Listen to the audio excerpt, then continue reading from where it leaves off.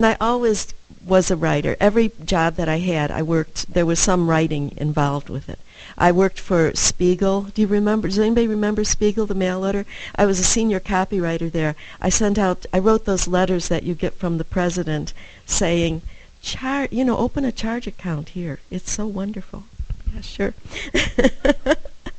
But meanwhile, I always was writing odds and ends, like short stories and sometimes poems, mostly for family. I had one piece published. I brought a copy in 1980. It's a long time ago. Does anybody remember 1980? My mother had sent me to a school.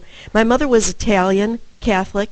She was saved when she was 15 years old, and when she was about 25, she met my father at the Baptist church that she attended, and so she raised my sister and I Baptist, and here we're Italian and we're Baptist, and then my father died and she had to return to her family, and so we lived in this family building, all Italians and Catholic, and my father had been German. So in this building, my sister and I were like giants. We were really tall, and that's because of where we were. Then my mother decided that when I was in high school I should go to a Christian school, and the one that she had heard about was in the suburbs of Chicago, and it was called Timothy Christian, and she didn't know any more about it than that, really. She knew somebody else who'd sent a daughter there. I got there. Suddenly I was short, dark, nobody, they're all asking, where'd you come from? Are you, what was his name? Joey Dima's sister? Turns out Joey Dima was the one other person in the school who was not Dutch. All these people were from the Netherlands. They were all like 6 feet tall, blonde, blue eyes, and so it was quite an experience. And there was one other person, slightly of color, of Aiko Teragawa. She was Japanese. But boy, did we stand out. I have to hand it to people of color. All the things that when I go to things where there's perhaps one darker face, I think, oh, wow, what guts. I mean, it's hard to do, isn't it, sometimes? But I didn't have an experience, anything like that, and I'm not pretending like I did. But mostly the experience was I stood out because I was Baptist, and the Dutch kids were all Calvinist, and they were all predestined to go to heaven, and I wasn't. Can I read the beginning of this piece? And also I think you might notice in it that I do. All my writing has always been sort of poetic, or leaning that way, even when I was in business, which didn't always serve me well. When you're doing a business plan or a report, and you can't help but get in a simile or metaphor. Okay. The article appeared in the banner, which is in the lead on the story. The whole banner was devoted to, it's time to burn the wooden shoes. They were trying to get away from being just all Dutch. And mine was titled, No, I'm Not Dutch. Nancy Rosendahl fastened her hazel eyes on my brown eyes and asked, "Are you Dutch?" I said I wasn't. "I didn't think you were," she said, smugly. Someone else asked if I was Joey Dima's sister. I didn't know who Joey Dima was. I found out later he was a Mexican boy who was in his sophomore year at Timothy Christian High School. I was a freshman. It was my first day at Timothy, and I was feeling short. 45 minutes earlier, in the Lulo apartment building, a family building on Chicago's west side, I'd been tall. Among the southern Italians, the Espositos and Scarpettis and Morettis and Carlinos, the people we lived among, my sister and I, 5'4" and 5'5", stood out because of our height. But now, standing among the Vandermolen and Heisman and Bykema and de Groot children, all of whom had parents or grandparents who had emigrated from the Netherlands, I was decidedly short, and I was dark. Joey Dima, Aiko Teragawa, and I did not easily conform to Timothy's tall, blonde, blue-eyed standards. My new classmates insisted that my brown eyes and brown hair were black. I'm not a natural blonde. You won't believe that, will you? And I suppose they were black to their blonde eyes. And that's the part that I thought was a little poetic, when you can say something like that, blonde eyes, and know that people will understand what you mean, even though nobody has blonde eyes that I know of. So that was my first, and I got paid for it, so I was very excited about that. My first entrance into the publishing world. I have a copy if anybody wants to look at it later. Later, that was in 1980. It was in the 90s. I was working for the National Safety Council, writing for them. They put out a lot of publications. And I was also working on a master's, and I was in a science course, and I had written, it was right when mad cow disease was breaking out in England. So I had written a paper for my class on mad cow disease, and at work, a notice came across my desk asking if anybody wanted to submit something for a new science publication, and the publication was going to be about communication in science. Basically about how sometimes they don't communicate, scientists with normal people like us.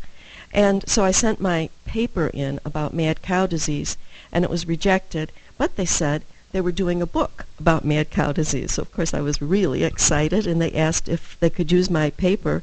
They divided it up into 2 chapters in the book, and it was published in London, and I got to go to London for the launching, which was at Westminster Abbey. So it got more and more exciting. It was a wonderful experience. But the book is very dry, and so I was still toying with poetry at the time, and after the terrorist attacks in 2001, I lost my job, my real job. And so I started doing other things. I worked at the library for a while, and I taught at a community college, English 101. Don't ever do that if they ever ask you. It's hard, hard work. You have to read all those papers. Don't do it. But meanwhile, I was thinking about poetry, and I did write a poem, and I would like to actually pass it out and show you the way things developed. Thank you. Can you hold this down? This is the rough draft, but you can tell from it.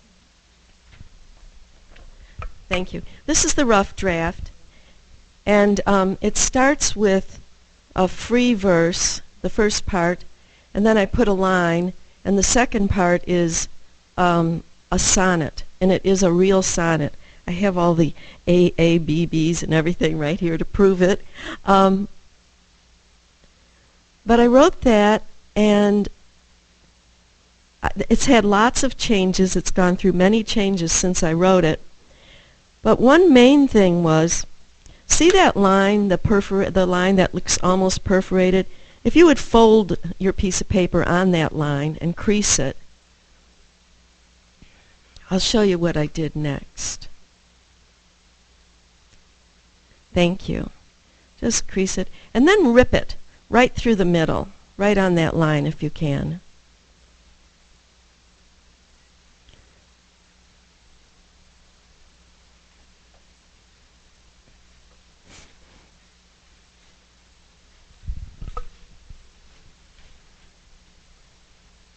Thank you.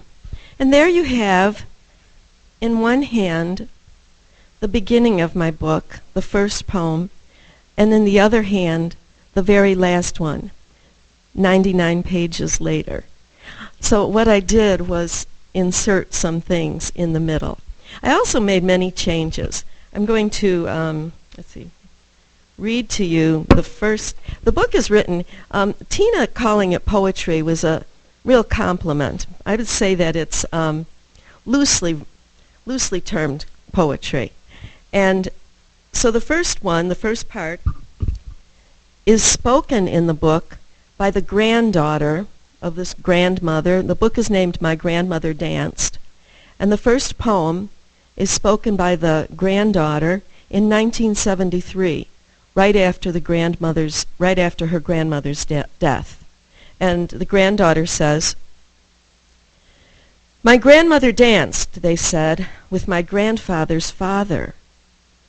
It may have been no more than a quick twirl, a brief fling, a fancy sidestep, but it did set feet to tapping, hearts to racing, tongues to wagging. My grandmother found," they said, "her father-in-law charming. It may have been no more than desire, for the father she'd barely known, or coercion, a handsome man, a captive fan, a weakling son. My grandmother cried, I know. Her sister told me, at night. It may have been no more than a mere tiff, a sharp word, fleeting marital strife, or dark despair, sobs echoing and tears spilling through halls, through walls." I don't know if that was very much different from what you had in front of you, but one reason for the differences is when I moved to Louisiana in 2007, this poem in hand, I found a writers group, a critique group. It goes by the name of Inklings, and it's in St. Tammany. We meet in Mandeville right now. And the group is very strict, I would say. We meet to critique our work. We distribute our work ahead of time via, first we used mail, just email, and then one of our members had access to a university listserv. So we use the listserv now. We only have to send our piece, whatever it is that we want critiqued, to one place, that's the listserv, and from there it's distributed to the members of the group. There are 12 members right now, and when we get together, we go through the pieces, we go around the table, everyone critiques, and the pieces are brought up in the order in which they were received.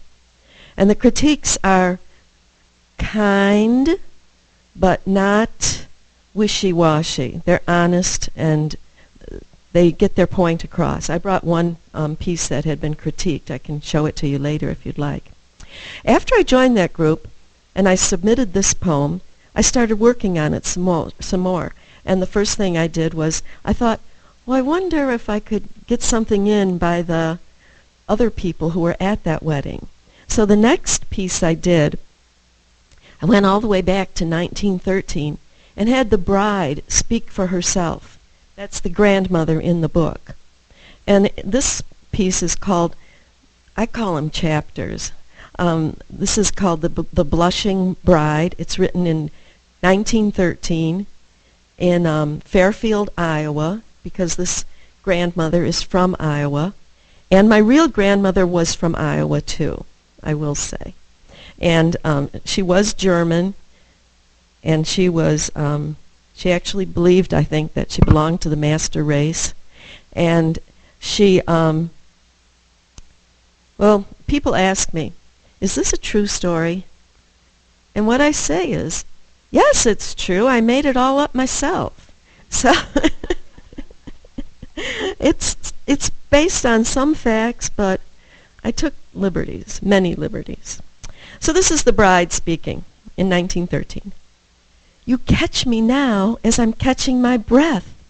I am blushing and perspiring too. The day's been a whirlwind right from the start. The last hour of dancing, a strain on my heart, not on William's. He stays shyly apart. If not for his father, who'd show me off? My William sits, my husband, I should say, must say, since the vows earlier today. He's not dancing, just watching and waiting. For tonight, yes, I know what happens then. A holy union somehow transpires. Mama explained it, with pins in her mouth, yesterday, as she hemmed this very dress. Isn't it pretty? So flouncy, so white. It begins in bed, is what she told me, with a kiss, a hug, and touching all over. Even my lady parts, she said, through the pins. Oh, so I heard. It's hard to believe. Our room's right upstairs, where Will's always slept. His ma hung new curtains, dusted and swept. Our wedding ring quilts been laid on the bed. The church ladies make them for every new bride. Mama said to lie still and let come what may. Then a miracle. I'll conceive. My envious sisters, Gert, Liz, and Flo, will turn greener still when the baby arrives. Oh, now his father will have me dance again. We foxtrot and polka, two-step and waltz, in perfect time across the polished floor. And always my husband sits to the side, watching, admiring me with his eyes. I blush, glow, and grow eager for the night. And then we hear from the father of the groom, the one who's dancing with the bride. This is still at the wedding. Don't that just beat all? Will, my youngest son, won't talk to no one. Will, the decked-out groom, leaves me at his wedding to play the host on my own. Shouldn't surprise me none. It's what you get, I say, when you send a boy to do a man's job. I'm afraid the boy's a dud. A real mama's boy. What's he got in his head? Can he handle this little filly? She seems a feisty one. A real spitfire is what I'd call her. Herbert over there is my oldest. He's different, not like Will, but ain't much better. Herb's tethered to a pecking hen, a thin-lipped, sharp-edged stick of a woman. She keeps a tight grip on his leash, like my old woman. Yep, like father, like son. Well, what do you know? I guess Will's got us both beat there. Yep, I'll take his filly any day. The next poem is still at the wedding, and it's through the eyes of the groom. They stomped on my heart to a two-step beat, one step forward, then another back around me, polite and meek. What would another have done in my shoes? Polished, black, shining, ready to dance at my wedding. But there she was, the blushing bride, led on by the lecherous old man, my old man, scorning his wife, insulting his son, charming his new daughter-in-law. My hands were tied, my smile frozen, my two left feet solidly planted. Again, on the sidelines. My heart was racing just ahead of my mind as the anger grew, flooded my veins, flowed straight to my tightly clenched fists. I'd like to read one more that takes place at the wedding. This is the sister-in-law. She's sitting off to the side. This is Herb's wife. Listen here now. Don't you tell me what I saw with my own two eyes. I sat it all out, remember? On the side, in my condition, belly swollen, full of my third. Actually, this is written after the wedding. Sorry. Herbert joked. Said I looked to be a pencil what had swallowed an olive. I guess that he'd like to have been in line, right behind his father, asking the so-called blushing bride, the coquette, if you ask me, for a turn across the dance floor. "Over my dead body," I said with my eyes. "He tries anything like that, and I'll have a headache to end all, and that'd be the last time my body'd swell. Listen here now, let me tell you, if his father wants to show everyone what a fool he is, prancing, drooling like some old coot, so be it. But Herb had best stay put, right next to me, or else he'd best find himself another oven." I danced with the old man myself, once, on my own wedding day, once, only one time around the room. He does have a way, I must say, of putting his hand just so in the hollow of your waist. That was when I had one, you know. His hands were warm, as I recall, burned through your clothes. And on your hip, he taps the time, just so, with his baby finger. And then, oh, I forget. Oh, yes, and then Herb cut in, and that was that.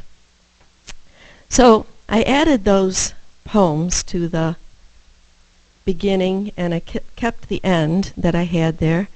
And I continued with the Inklings critique group, but I took those group of maybe about 5 poems, and I heard about a contest in New Orleans, the Pirates Alley Faulkner Society, and one part of it was for poetry. So I entered, you could enter a few pages of poetry, so I entered those pages, and it didn't win. Don't we all wish it had?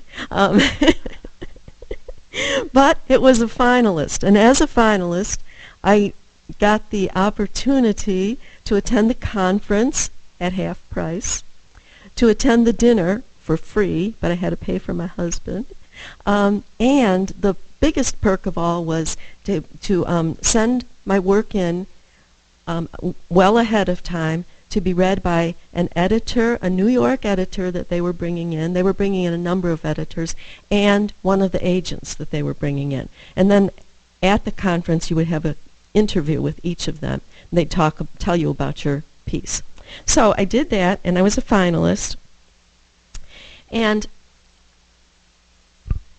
I asked if I could enter, instead of just the piece that I'd put in for the contest, if I could send in all, by this time I had about 70 poems written, and I was working them, you know, with the critique group.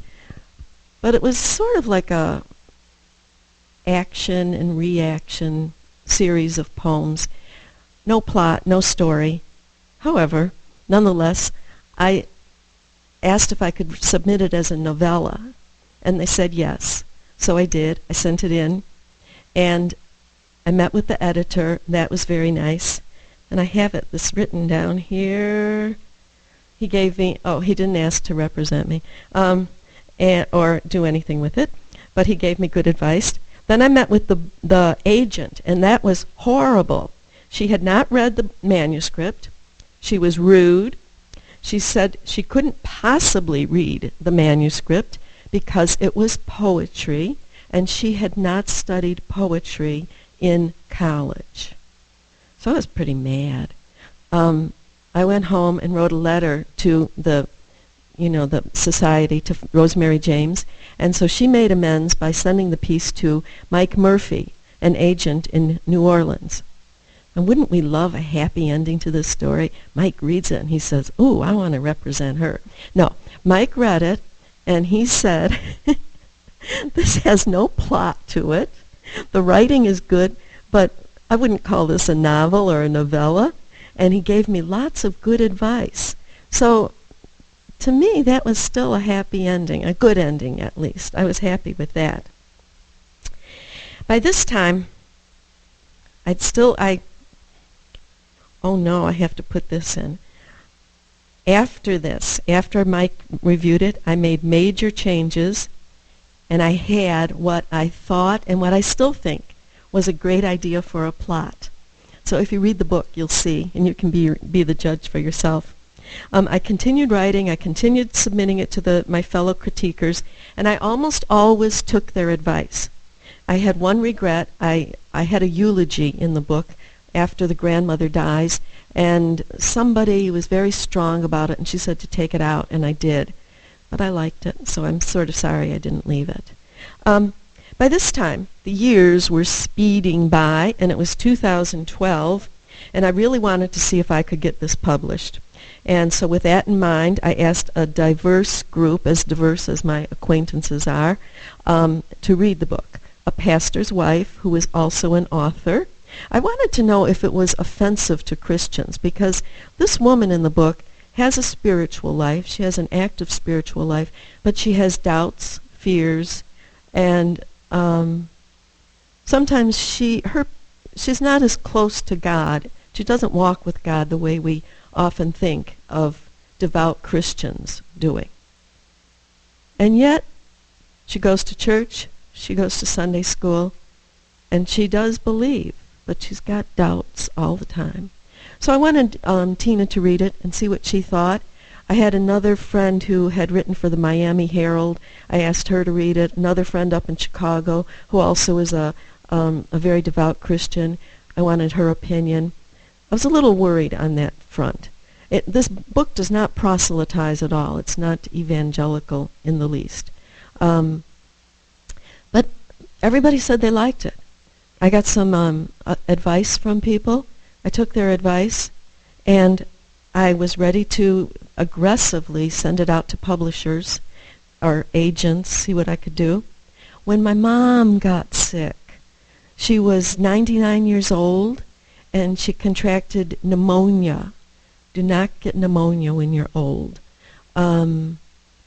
She ended up in the hospital, and from pneumonia, while she was in the hospital, they insisted she have a pacemaker put in, and I went along with it against my sister's better judgment, but my sister was out of town, so I was there hands-on. Anyway, after the pacemaker, and being 99 years old, that night she started hallucinating, and she never regained the full use of her mind again. She had been living on her own. We had just moved her into an assisted living facility, but before that she was in her own house up in Chicago. Thoughts of that went out the window. She couldn't stay in the assisted living facility. They didn't have that next level. And actually, with what happened, I'm glad it didn't. So she moved in with my husband and I. But this was a very time-consuming, emotion-consuming experience. And my mother lived with us for 3 years, and she had always been a voracious reader. Oh, in fact, I had something in here about what she said about my book, which she read before she got sick. So I would include her as one of my readers. I wrote it down. I asked her if she liked it. She said, "No, I don't." She said, "It isn't true." My response, because even when she was 99, we still argued all the time. My response, "Of course it's not true. It's fiction." Her clincher, "Well, it's the story of your life." So, in a way she was right, but finally I did point out to her that if it is the story of my life, then it's true. So there went her first argument. Our arguments were very circular and didn't make sense. She finally admitted that she did like it. She read it again. And actually she always liked everything I did, so that was kind of normal. I took care of her for 3 years, and I dropped out of just about everything while I was doing that. I didn't write. I didn't send out my book. I dropped out of the critique group. I stopped being on the board of the North Shore Literary Society. I didn't go anymore to the Southern Christian Writers Guild on the North Shore. Just didn't do anything. And then my mother died. And even when she was 102, one day she was sitting in her chair, and she said, "I feel like I'm dying." And I said, "Well, Mom, we're all dying. I just don't die prematurely, you're only 102. And she said, "Yeah, that's right." So, but she did have a stroke during that at the very end, and she lived a few more months, but we needed round-the-clock care. It was a huge expense and a huge undertaking, but I'm so glad we did it, of course. However, after she died, I was feeling so mortal. If my mother could die, I could die. And I thought, I don't have time to send this book out to agents and wait months and see if they like it, see if anybody's going to read it. So I decided to independently publish, which we used to call, long ago, what was it called? Vanity. Vanity Fair, Vanity Publishing, and then self-publishing, and now we call it independently published. Doesn't that sound better? And I had a friend, I still have her, who also had independently published. It's Carol Devine, and have you read her book? Sleeping Between the Rails. And hers is true. Hers is an account of, in the 60s, she followed her boyfriend to Spain, and they traveled all over Europe and Asia, and she gives the account of their travels. And it was interesting, especially interesting to me, because in the 60s I was at home having babies, watching these things on TV, reading Ms. Magazine, watching the protesters, and I felt like I wasn't doing anything. So I could kind of relive that vicariously through Carol's book. Anyway, Carol was a huge help to me, and she gave me loads of advice. She advised me to use CreateSpace, and she told me where I could get a cover done for the book, and that was called 99 Designs. You submit your information, and this agency, 99 Designs, puts the word out to designers all over the world, and they have it's a competition. They send in their ideas, and I got to choose from their ideas. Now, some of them didn't read my full description, and they sent in pictures of ballet dancers, but it's not about ballet dancing at all. And I liked this one that came in. It starts at a wedding, and the book starts at a wedding, so I like the picture of the bride. And the designer is in Pakistan, so it's far, far away, but it worked out very well. And would you want to know costs? Is anybody interested in that? I didn't do the totally free thing with CreateSpace because I was afraid to, because of the line breaks do matter to me in the book. And I thought, I'm going to go crazy if I try doing that. It was hard enough when I did it on just the manuscript. So one of their options was, I think it's called Custom Care. They have a custom interior. They have something that goes with marketing. I didn't want that. Actually, the price kept going up, of course, so all those things. So this custom interior was $349, which, is nothing to sneeze at, but it included all the formatting. And they chose the typeface. They gave me some options, but basically they chose it. And I don't have a good eye for white space and print, and I'd had jobs in the past where I had to do that, and I never felt like I was very good at it. So I really felt like I needed help. They chose the type. They chose some of the breaks. There's some sections in the book, so they've got a blank page. They've got the section title centered on there. They did some things like that. That was $349. Then I had to get an ISBN, one of those numbers, and Carol, my friend, suggested I go to an agency called Brouwer, which seemed really strange to me, and so I did, and I think I have down $25. That seems, oh no, 110. That seems more likely. And the 99 designs for the cover was $299. I was going to say $300, but it was only $299. I could have saved that from there. That would have been about roughly $1,000. Now, to me, it seemed like less because I started in February, so I only had to pay one of these in February. The book wasn't published until June. When something happens over a period of months, somehow you can trick yourself into believing, oh, it wasn't that much money. Then you go back and add it up, and oh, it was that much money. Few things I did that weren't the most economical. They CreateSpace sends you a proof, and I was not assertive enough about making changes. And one thing I didn't realize was the first go-round of changes is free. So I should have really told them what I thought, because the gutter was too thin. The part where, you're reading, especially for poetry, it was like all the words were way on the inside and then white space over here. I thought to myself, oh, if they change the gutter, it's going to throw all the pagination off and they're going to have to do so much work. Screwy. Don't think that way. Just think this has got to be done. So I should have had them move it right from the beginning. Instead, I had them indent some of the poems, not indent others. And I ended up making about 5 or 6 changes.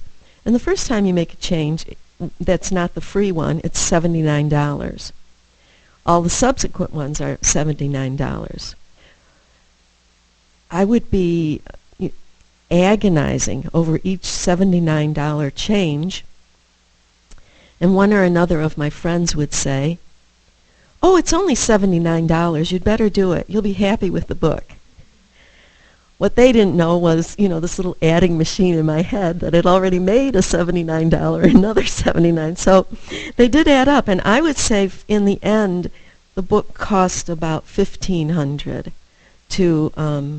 to get together, and I don't think that it had to cost that much. Now, if you got a straight manuscript, I believe you can put it into CreateSpace without that initial $349. That's what I think. And they were really nice to work with, so I wouldn't hesitate to call them up and ask what the options are. I've spent a little more money since then. I bought those. Aren't the bags pretty? I had one up here. Yeah, I'm so happy with the bags. And they're not very expensive. They're like $50 for, I can't remember. They're about $15 or something like that. Don't go to Michael's or Hobby Lobby. I went online to Amazon. And then those little bags with the candy in them, please take some candy when you leave. I thought I put that together because the book opens at a wedding. And so I thought that's kind of like the favor that you get, yeah. And people have liked it when I've done signings, so that's nice. But those are very inexpensive also, the bags. Finding the candy was hard, especially at a good price. I found that on Amazon too, about $13 for, it seems like a big, heavy bag. I don't know how much is in it. I only put like a coffee cup measure in each little bag. So those costs haven't been too bad. However, I also had a poster made. Who doesn't want a poster with your picture on it? That was $100 for the artwork, about another $75 or $100 to have it printed. So I'd say I'm at least into $2,000 now. And also I exhibited at the Louisiana Book Fair. And Carol and I shared the cost for a table there. And I think the best part of that was just the experience and being there and talking to people and seeing if we could get people to come to our table. We conducted a free raffle for a book. You just put your name in, and to our minds, this gives us the right to use their email address, because I did have to email the winner. I'm not sure if legally that's correct. And that basically is the story of the book. If I still have time, I'd like to read another chapter, but if I'm out of time, that's okay. Okay. I'm going to read there is a conversion scene in the book. It's a long one, but um, there's problems in this wedding, this marriage, of course, as you can figure out right from the beginning. And they don't get any better. They get a little worse. But then the couple, Will and Sylvia is her name, leave Iowa and go to, of course, the only other place I know anything about, Chicago. And they start living there, and partly because they want to leave their troubles behind. They want a fresh start. And while they're there, one of their friends invites them to a Baptist church, to his church, a Baptist church. Oh, and they're singing in this part, so get ready. This chapter is called Born Again, and it's William, the person we met earlier as the groom, and he's talking. It's 1925 now. "We're Lutherans," I told Mitch, the fellow down at the streetcar barns where I'm working now. He'd been pestering me to try his church. "We don't go in much for the hoopin' and hollerin' of you born-again Baptists." "Aw, shucks," he'd said, "just come once." So there I was, last Sunday, sittin' in a pew with Mitch and his wife, and Sylvia and Sebastian, that's their son, Sebastian, listenin' with one ear, thinkin' with the other. Thinkin', truth be told, about my past, how I'd made such a mess of things, with my jealousy and my anger. Then, what do you know? Jesus himself reaches down, grabs me by the shoulders, and turns me full face around. Before I knew it, everybody was standing, singing from the hymn book. "Just as I am, and waiting not to rid my soul of one dark blot." And over the voices, the preacher was talking, inviting folks to go forward up to the front of the church to pray with him and with the deacons and to let Jesus into our hearts.